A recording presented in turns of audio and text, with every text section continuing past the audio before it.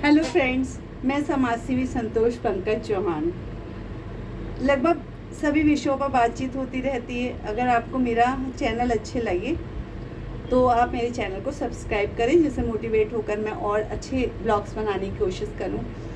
आज एक बहुत ही अद्भुत विषय पर बातचीत करना चाहती हूं, जिसे कहते हैं कॉन्टिन्यूटी, या आप कहें कि एफर्ट्स, परसिस्टेंसी, ये कॉन्सिस्टेंसी।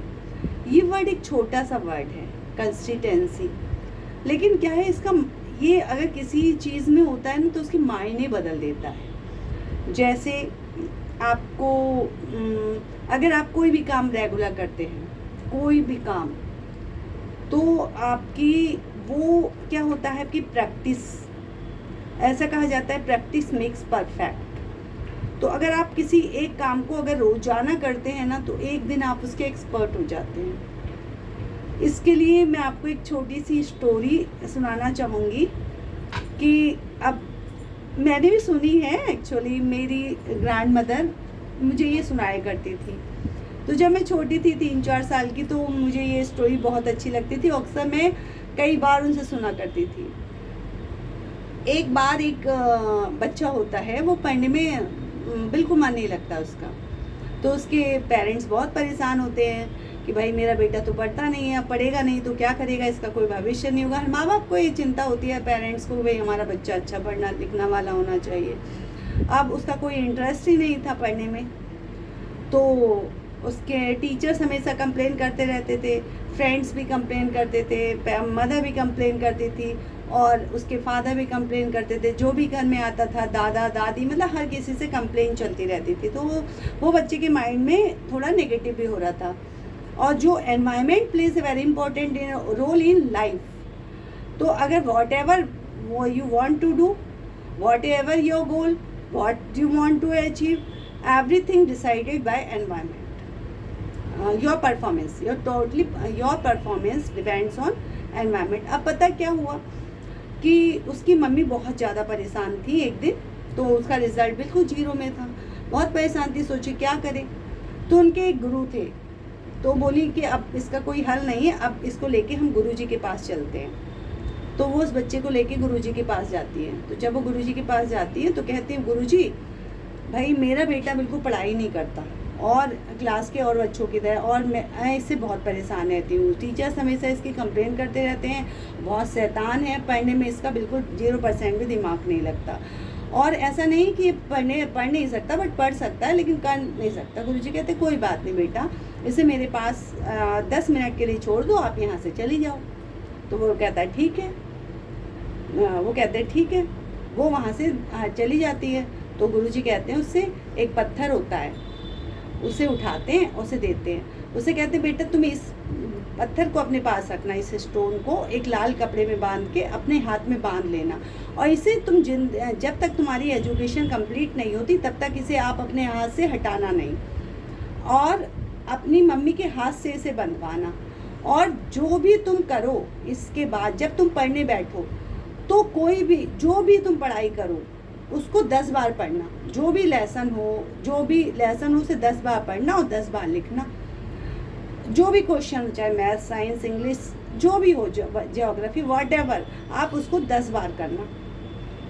कहता है ठीक है गुरुजी, तो मैं पास हो जाऊंगा। बोले हाँ बेटा, तुम फिर कभी फेल नहीं होगे, और तुम्हें सब लोग, टीचर्स, मतलब तुम्हारे पेरेंट्स, सब लोग बहुत प्यार करेंगे, मम्मी पापा वगैरह सबका। उसकी मम्मी आती है, उससे कहते हैं कि भाई ये कंकड़ है, इसके हाथ में बांध दो लाल कपड़े में ले जाके इसे आज, और कभी भी इसे इसके हाथ से अलग मत करना जब तक इसकी एजुकेशन कंप्लीट ना हो, और इसे एक कॉपी देना, जो भी ये पढ़ेगा 10 बार लिखेगा, 10 बार पढ़ेगा। वो कहते हैं ठीक है, कॉपी कितनी भी भर जाए कोई बात नहीं। उसकी मम्मी कहती है टाइम कितना लगे कोई बात नहीं। अब वो बच्चा चला जाता है, खुश होकर चला जाता है, उसके मम्मी पापा भी खुश हो जाते हैं। जब वो घर में जाता है तो वो गुरुजी की बात मान लेता है, हर चीज़ को वो 10 बार करता है। 10 बार करने से क्या होता है, 1-2 बार में उसे लर्न हो जाता है, 2-3 बार में उसका परफेक्शन हो जाता है, उस बार वो क्लास में टॉप कर जाता है। दूसरे क्लास जब वो डेली करने लगता है, ऐसे प्रैक्टिस में आ जाता है, तो उसकी पढ़ने की हैबिट, क्योंकि कंसंट्रेशन डेवलप हो जाता है, इंटरेस्ट डेवलप हो जाता है और वो खुशी खुशी काम करता है। अगर हम कोई सी भी काम को खुशी खुशी करते हैं तो उसके 100% रिजल्ट आने निश्चित होते हैं, क्योंकि ये हमारा, हम नहीं कह रहे, ये हमारा सनातन धर्म कहता है और हमारे कृष्ण कहते हैं कि जो आप कर्म करोगे उसका फल मिलता है। जब वो इतने एफर्ट्स डालता है बच्चा तो उसे एफर्ट्स का फल मिलता है और वो टॉप कर जाता है, बहुत अच्छा ब्रिलियंट स्टूडेंट बन जाता है, लगातार उसकी पढ़ाई कंप्लीट होती रहती है। इस तरह से वो अपनी पूरी पढ़ाई करता है और एक बहुत अच्छी पोजीशंस पर पहुंच जाता है समाज में। जब वो बहुत सफल हो जाता है और एक दिन अपनी पत्नी के साथ गुरुजी से मिलने जाता है, गुरुजी तब तक बहुत बूढ़े हो जाते हैं, लेकिन उसने वो पत्थर अपने हाथ पे आज तक बांधा हुआ होता है। तो वो अपनी पत्नी को बताता है कि भाई मैं तो बिल्कुल बेकार स्टूडेंट था, जीरो था, फेलियर था, सब मेरा मजाक बनाते थे, मेरे पेरेंट्स बहुत परेशान थे और मैं गुरुजी के पास आया। गुरुजी ने मुझे ऐसा मंत्र दिया कि मैंने बाद में फिर उसके बाद कभी पीछे मुड़कर नहीं देखा, मैं हमेशा सफल रहा। गुरुजी वहीं पर बैठे हुए थे, मुस्कुराने लगते हैं। तो गुरुजी कहता है, गुरुजी ऐसा कैसे हुआ? तो गुरुजी कहते हैं कि मैंने तुम्हें वो पत्थर दिया था उसकी वजह से हुआ, उसकी वजह से नहीं हुआ, ये तुम्हारी मेहनत की वजह से हुआ। बोलता नहीं गुरुजी, आपने जो पत्थर दिया था वो वास्तव में मिरेकल था, उसकी वजह से ऐसा हुआ। बोलते हैं, गुरुजी कहते हैं नहीं बेटा, आज मैं आपको ये सच बताता हूँ। उस दिन क्या था कि आप बहुत नेगेटिव थे, आपके मम्मी पापा भी, आपके चारों तरफ का एनवायरनमेंट, और आप इतने डरे हुए थे और निराश थे, तो आप क्या पढ़ाई करते? जब तक आप खुश नहीं होगे, आपका एनवायरनमेंट अच्छा नहीं होगा, मम्मी पापा आपको 24 घंटे टोकते हैं, टीचर टोकते हैं, आपके फ्रेंड्स टोकते थे, आप फेलियर हो रहे थे। तो मैंने क्या करा, मैंने सिर्फ एक वहाँ से पत्थर उठा के आपके वातावरण को पॉजिटिव कर दिया। आपके जो चारों तरफ का वातावरण था वो एक पॉजिटिव बनाने के लिए मैंने आपको यहीं से एक पत्थर उठा कर दे दिया, लाल कपड़े बांध दिया। और उसके बाद प्रयास किसने किया? आपने किया। लगातार अभ्यास करने से आप एक्सपर्ट बन गए और आज आप इस पोजीशंस पे आ गए।